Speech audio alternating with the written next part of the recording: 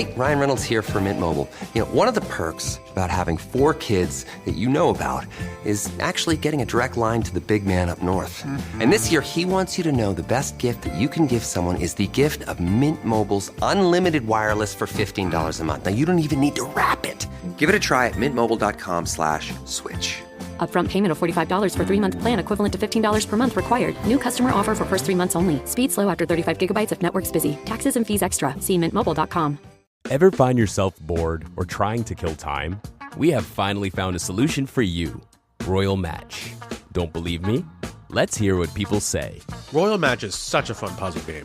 There are over 10,000 levels, also a bunch of mini-games, which makes it super exciting. My favorite part? It doesn't need Wi-Fi. I play on my commute, on flights, even while waiting in line. And honestly, no ads, not a single one.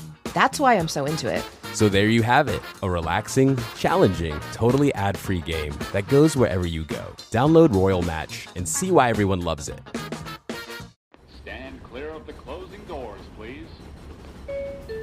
Stuck on your commute again? Bad Wi-Fi? No signal? Nothing to do?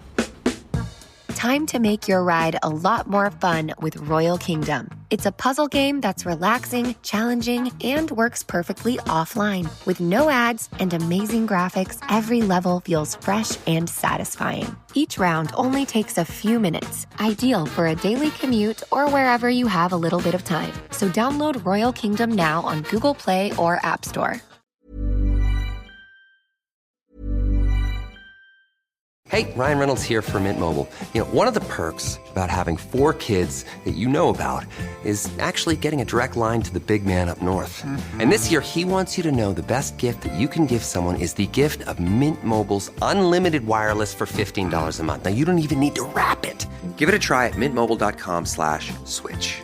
Upfront payment of $45 for 3-month plan equivalent to $15 per month required. New customer offer for first 3 months only. Speed slow after 35 gigabytes if network's busy. Taxes and fees extra. See mintmobile.com.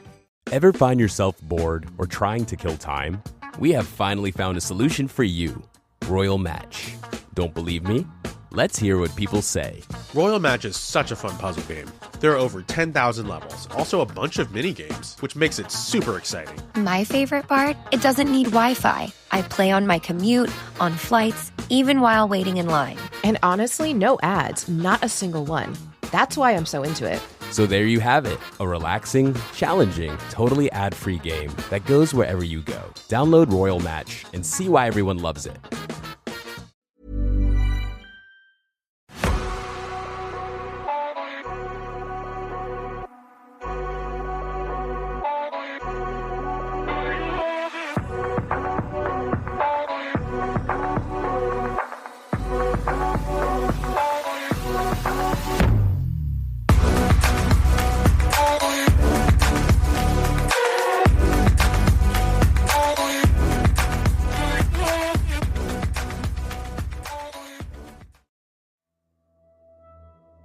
Hello, I'm Sarah, and welcome to the Whispering Woods After Dark. I've got another one of these stories today. I think they're great, and I hope everybody is enjoying them. So I've done these 2 for the time being, but I will do some more in the future because I just think they're really great. I'll get straight into it. Are you ready for the story? The wooden back door creaks open into the night. You step out, candle in one hand, a crucifix in the other. Somewhere beyond the fence, an old scarecrow stands guard in the moonlight. Or at least you think it's just a scarecrow. You take a shaky breath and face your dark house. It's time.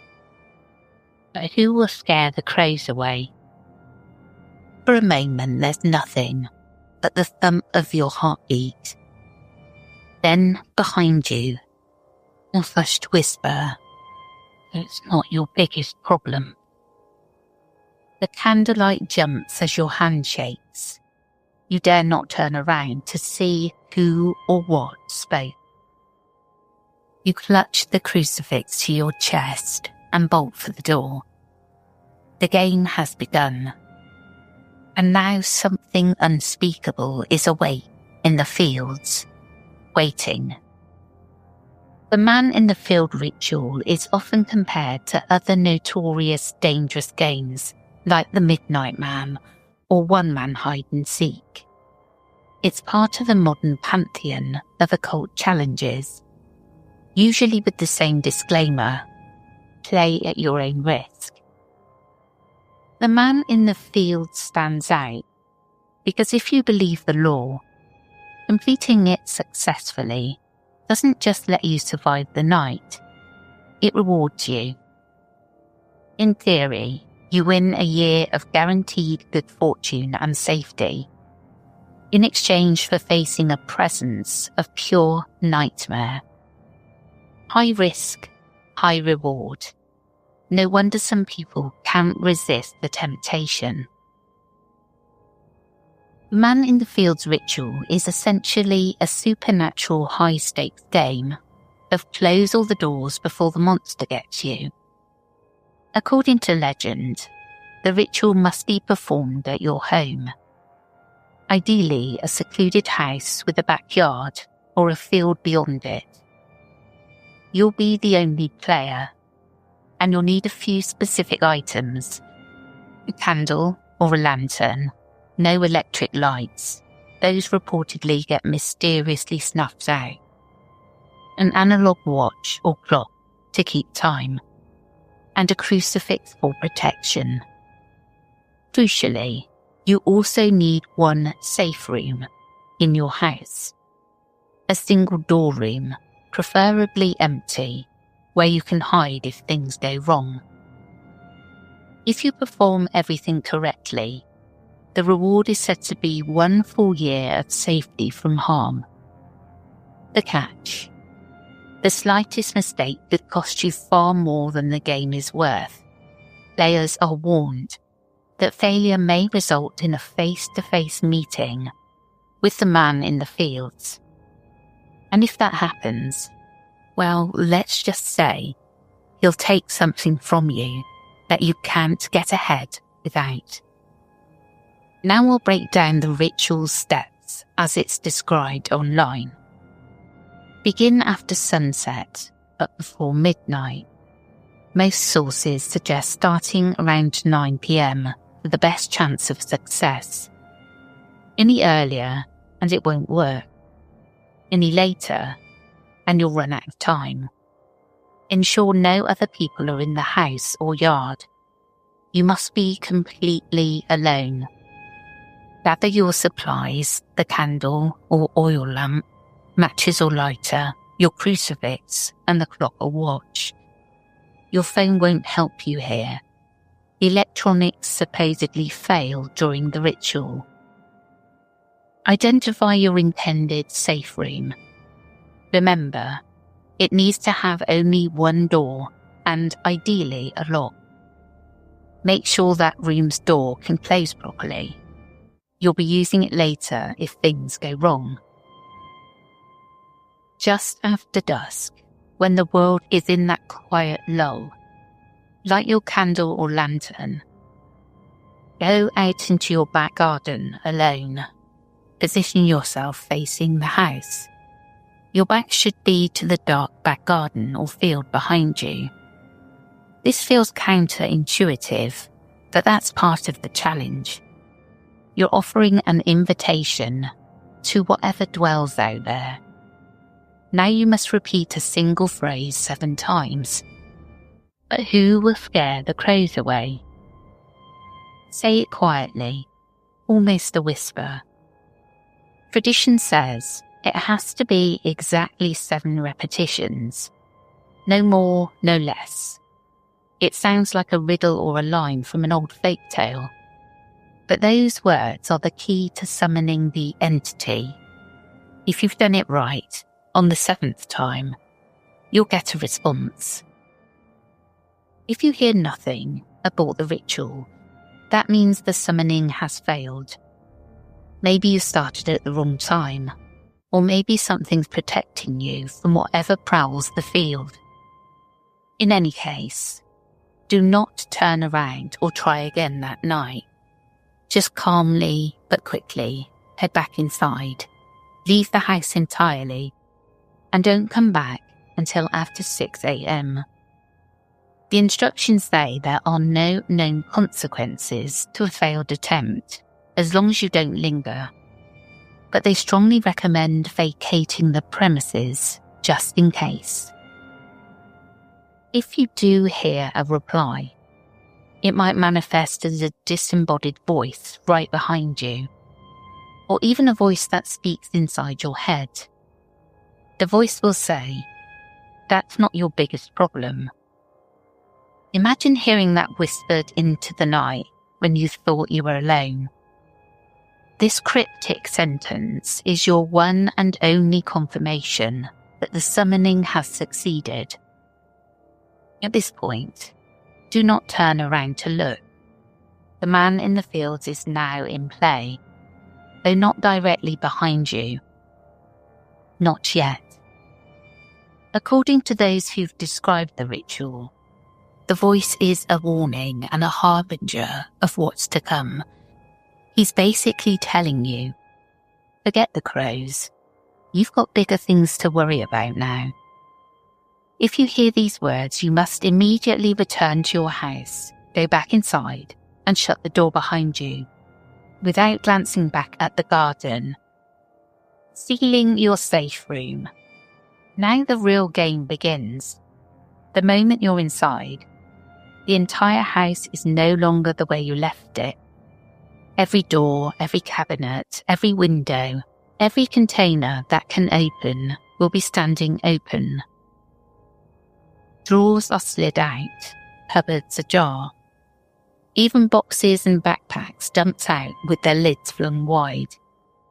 If you think about all the things in a home that have hinges or zips or lids, the sheer number is unsettling.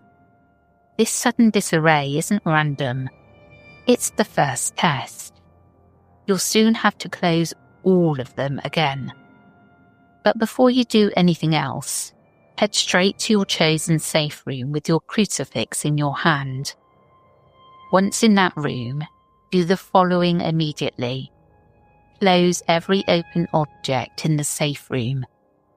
If a desk drawer is open or a closet door ajar, shut it. Double check even unlikely things, a book left open, a suitcase unlatched. Everything must be closed. This room is your lifeline. Any opening here is a potential entry point for him. The law stresses that if the man in the fields gets into your safe room, you are doomed. Now place the crucifix somewhere in the safe room.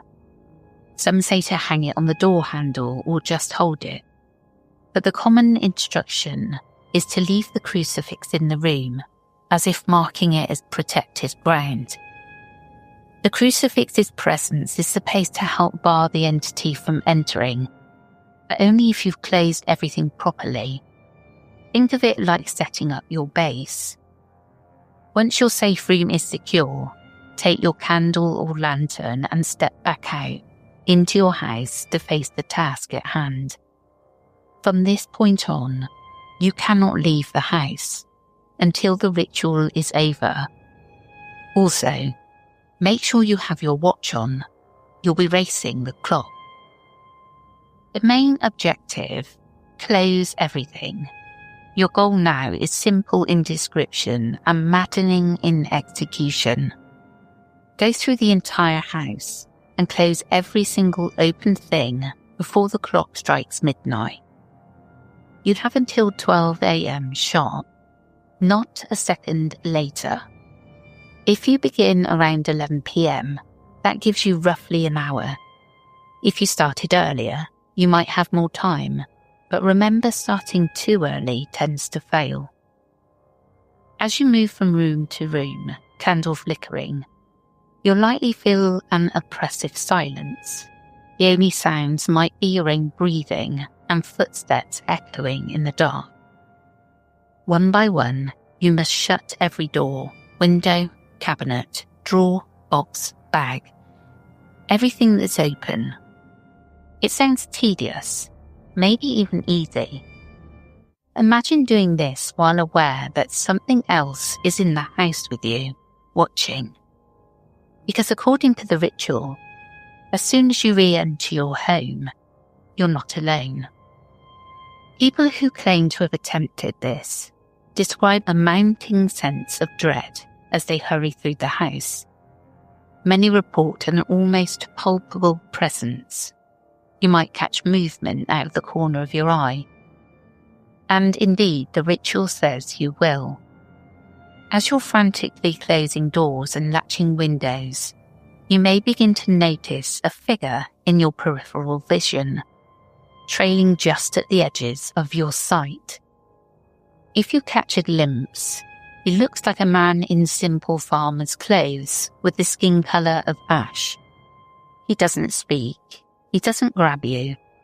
He just follows you silently from room to room, observing as you work. It's said this figure is not the man in the fields himself, but an intermediary, a herald or referee, sent to audit your progress. The instructions are very clear on this point. Do not look at him directly.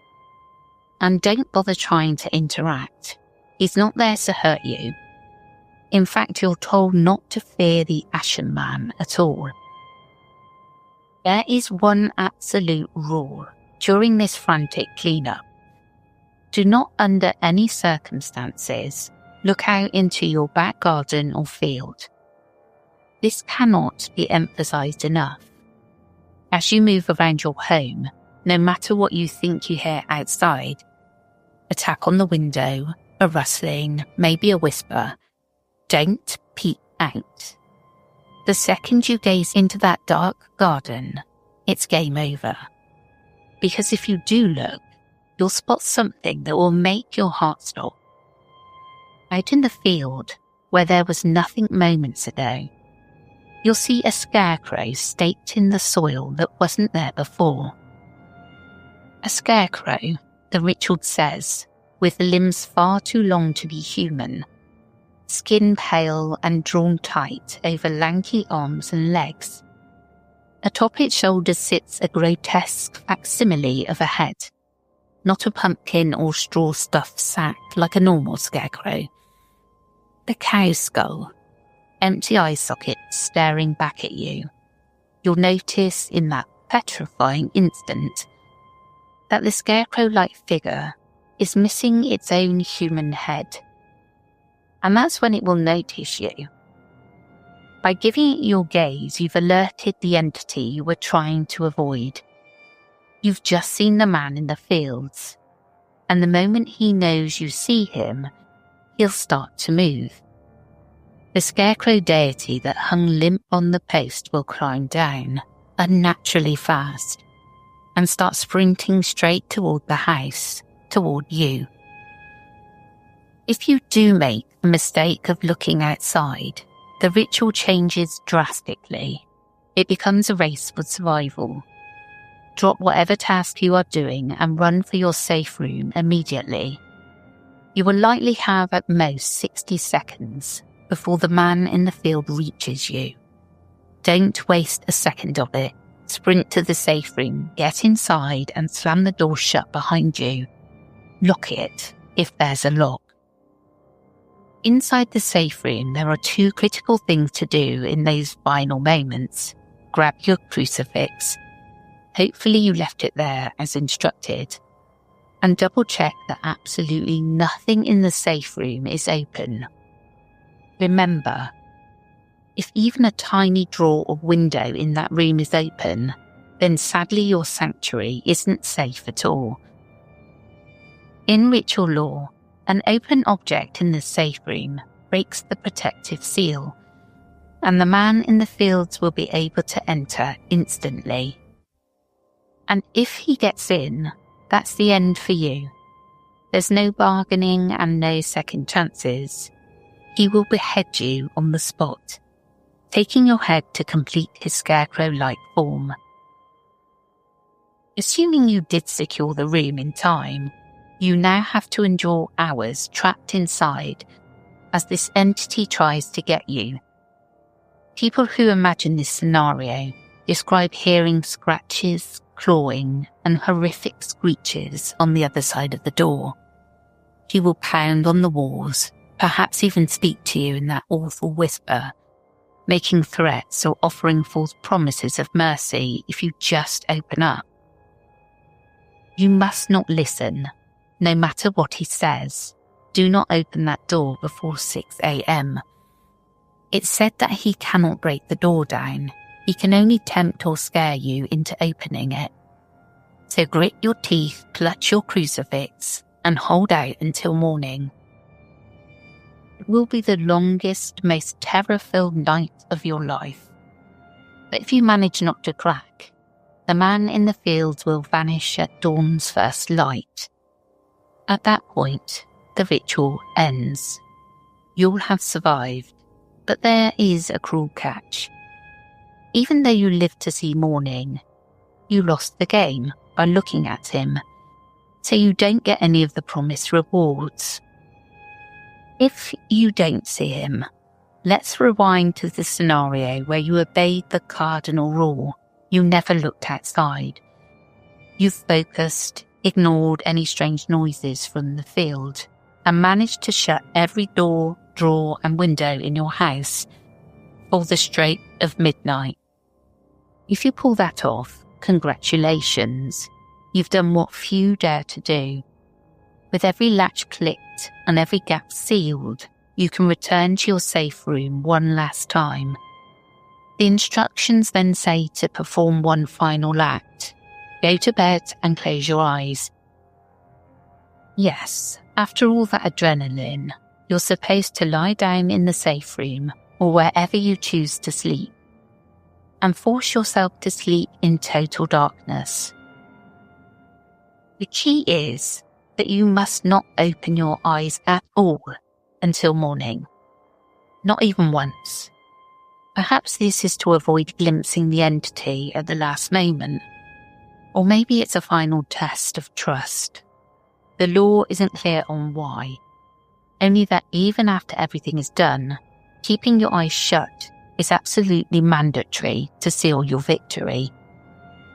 If you can fall asleep, or at least last the night with eyes closed, dawn will eventually break. And when you awake in the morning, if all went well, you'll find that the house is just as you left it. Closed up and ordinary. No ashen man in the corners, no scarecrow in the garden. You've won. The man in the field has spared you, and in fact, he will now bless you for a time. According to the legend, surviving the ritual without ever seeing the entity earned you a reward that lasts 1 full year from that date. During that year, you are promised supernaturally heightened good fortune and protection in one or more aspects of your life, depending on how early in the evening you began the ritual. This is the incentive that drives people to consider playing in the first place. If you started around 3 hours before midnight, your safety will be purely physical for the next year. You won't fall ill or suffer any injury. If you started 2 hours before midnight, you get physical safety and financial prosperity. Not only will you stay healthy, but money will never be a problem for that year. If you started 1 hour before midnight and still managed to finish, which is considered nearly impossible, your safety becomes total. For 1 year, nothing you do will cause negative consequences for you. You'll have essentially absolute luck. And with that, the ritual concludes. In summary, if you win, you get a year of supernatural protection or luck in return for a harrowing night of terror. If you lose or bail early, you get nothing, or worse, you might pay with your life if you make the wrong move. Account 1. Our storyteller begins by describing performing the summoning in his back garden, mostly out of skepticism. I did everything the ritual said. I honestly thought it was going to be fake. That's why I did it, he wrote. But when he whispered the phrase the 7th time, he heard a voice. Exactly as the ritual foretold, it was a soft, raspy male voice that seemed to emanate from right behind him in the darkness. The voice said, "That's not your biggest problem." I was terrified. I froze up for a second. Then the primal instincts kicked in and he sprinted into the house, slamming the door behind him. Inside, he found the house in chaos, every cabinet and door hanging open. By now, he knew the ritual was real, or at least believed it fully in the moment. And the fear of what might be in the house with him nearly made him turn and run out of the front door. But leaving mid-ritual wasn't an option he was willing to risk. So he forced himself to stick to the plan. He went to his small guest bedroom, his designated safe room, closed everything in it, and left his crucifix on the empty dresser. As he started the process of closing everything in the house, he recounted that the atmosphere was heavy, like the air itself was watching me. He tried humming to himself to break the silence. A nervous habit, but quickly stopped when he realised it was agitating his own nerves more. In the kitchen, while shutting every cabinet, he became aware of a figure standing just at the edge of his vision. It was the ashen-skinned man, observing quietly, as the legend describes. The poster noted that he never saw the figure head-on. He stayed in my peripherals like he was always at my side. I couldn't get a clear look. I didn't want to. At one point, out of the corner of his eye, he thought he saw the figure smile at him, as if amused by his frantic efforts. Remembering the ritual's warning, he kept his eyes down and continued closing things, heart pounding. The user did something clever before starting. He'd made a mental checklist of all the openables in his house. He went methodically room by room, ticking off every item in his head. He managed to close everything with a few minutes to spare, except, in his account, one thing almost tripped him up. In the stress of the moment, he nearly overlooked a small attic hatch in his ceiling that had swung open. It wasn't in his initial checklist. As he tells it, he was heading to his safe room when he felt a cold draft and realised the attic door above the hallway was ajar. The ashen referee figure was reportedly standing beneath the attic, as if deliberately drawing attention to it. Panicked, he dragged the chair over, climbed up to shove the attic hatch closed, and in doing so, accidentally caught a glimpse through a high window facing the backyard. Just for a split second, he saw the field behind his house. His description: I saw a shape out there, taller than any man, like a scarecrow come to life, with a skull head. It was just standing in the field. I don't know if it was looking at me. It had no eyes, but it knew I saw it. In that instant, dread flooded him. He slammed the attic door, jumped off the chair, and ran to the safe room as a new sound erupted. The distant slam of a screen door outside, then heavy footsteps thundering across his back porch. The man in the fields was coming. He locked himself in the safe room and literally threw himself against the door for good measure. Moments later, something collided with the door from the other side, shaking it violently. The next few hours became a personal hell for this individual. He wrote that the entity outside the door scratched and pounded relentlessly, and the voice, no longer a whisper, but a grotesque snarl, began speaking to him. It mocked him for being a coward, taunted him with sing-song threats. I just want to show you what's in the field. Let me in. At one point, the voice mimicked a woman's voice crying for help, as if trying to trick him into opening the door. He understood it was a ploy and never gave in, but he admitted the psychological torment was nearly unbearable. The crucifix in his hand was his only comfort. He clutched it and prayed under his breath while the thing outside went through cycles of rage and cajoling. At some point, sometime after 3 a.m., the noises stopped. The voice fell silent. He described an even more frightening scenario. The quiet. The silence was worse in a way. I kept thinking I'd hear breathing right behind me, that maybe it got in somehow and was in the room with me. It wasn't, thankfully, but he was so on edge that even though things had gone quiet, he did not dare emerge. He stayed barricaded against that door until the first rays of dawn peeped through the covered window. Only then, as light filled the safe room, did he finally unlock the door and creep out. The house was exactly as he left it post cleanup. All doors shut, no sign of forced entry. The back door, which he knew he had closed and locked, was standing wide open. Perhaps the entity departed at daybreak, leaving the door open on its way out. In the garden, there was nothing to be seen. No scarecrow, no man. Just an empty, quiet field. He had survived the night.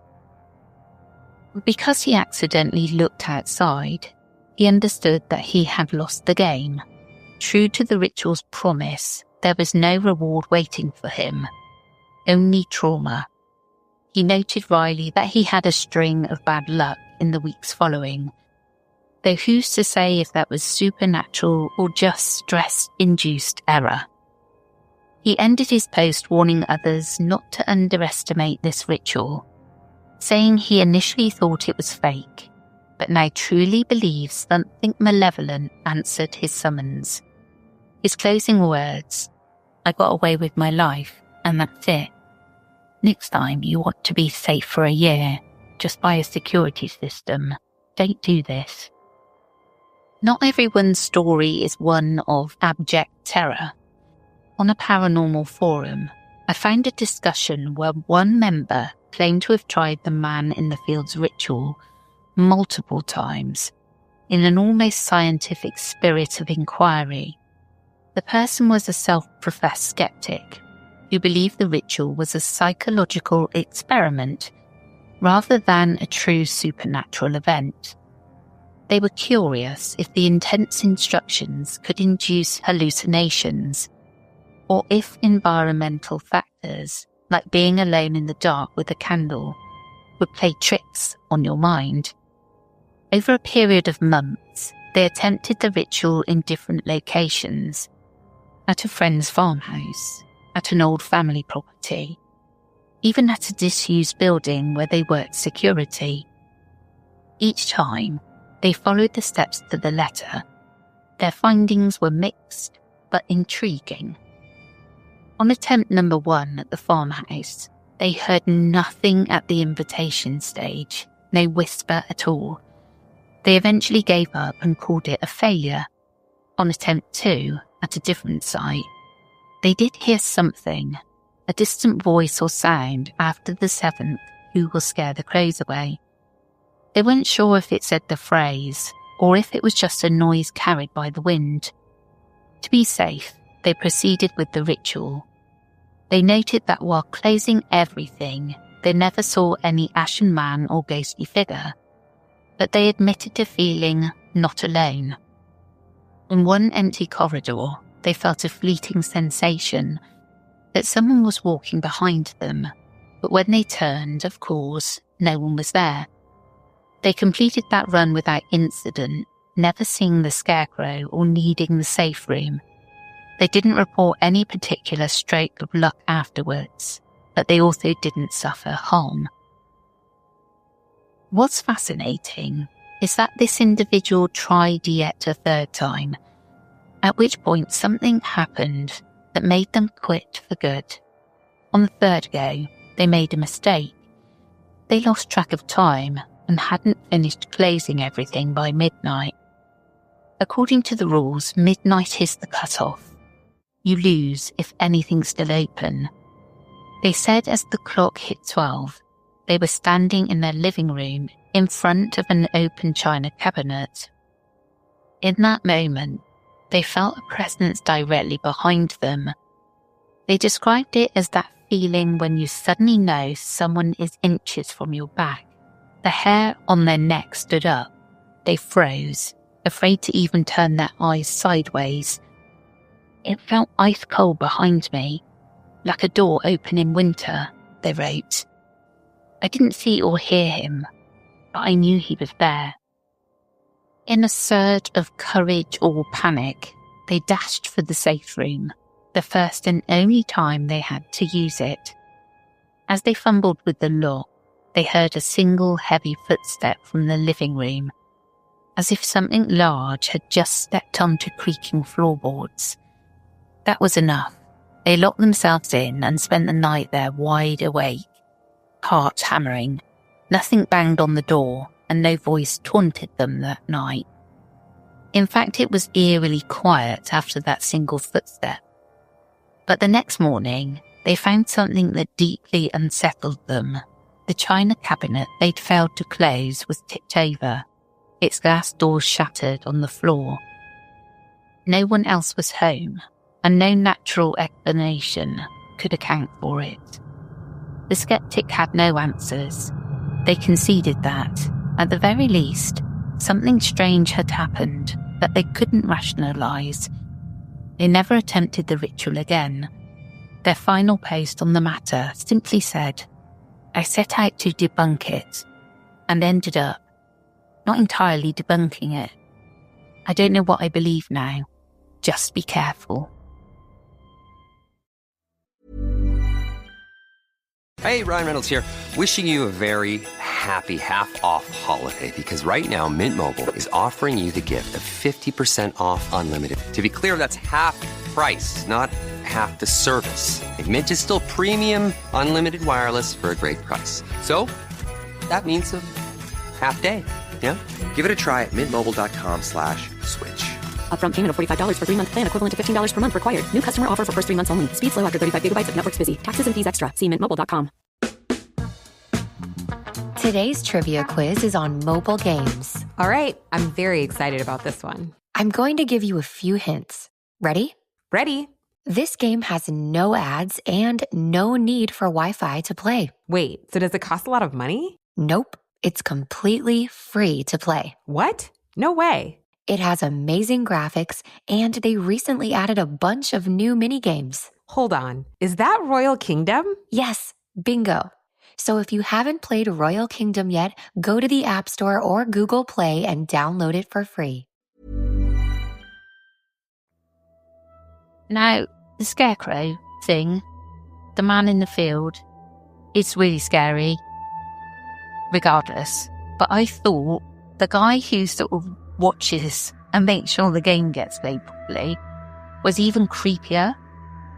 I don't know if because of the way he's described, that he's kind of skeletal and greyish and just spooky, but having somebody walk, and you're not allowed to look at him, walk around watching to make sure that you, like an umpire basically, that you're doing it all right, I find that even scarier than the man in the field. I do love these rituals. I'm never going to be brave enough to try them. Never in a million years. Just in case. Well, that's it from me today. I hope you enjoyed, and I will catch you again tomorrow for more 14 days of festive fear. Take care, everyone.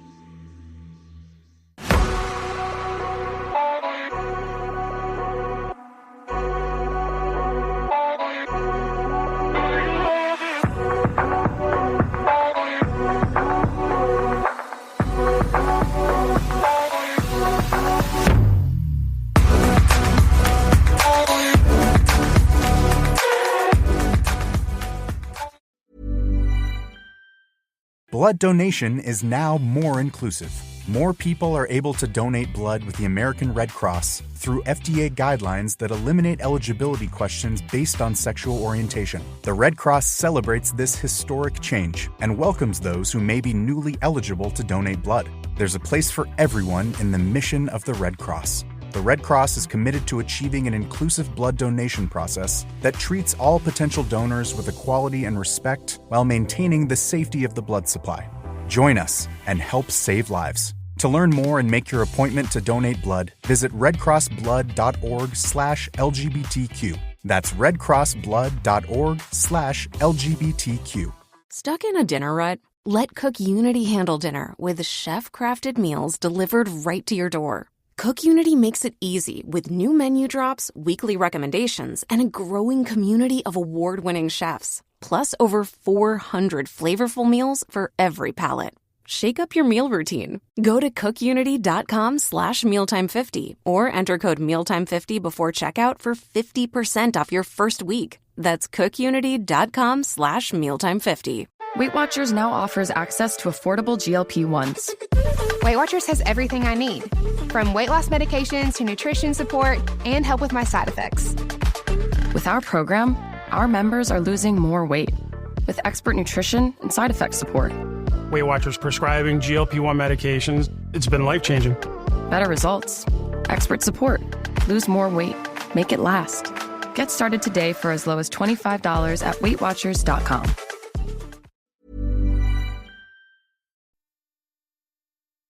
The stories told on the Whispering Woods are inspired by historical records, witness reports, and local folklore. While every effort is made to research and represent events accurately, some details, names, and locations may differ from official accounts or have been changed out of respect for those involved. These episodes are created for storytelling and entertainment purposes and should not be considered definitive fact or investigative journalism.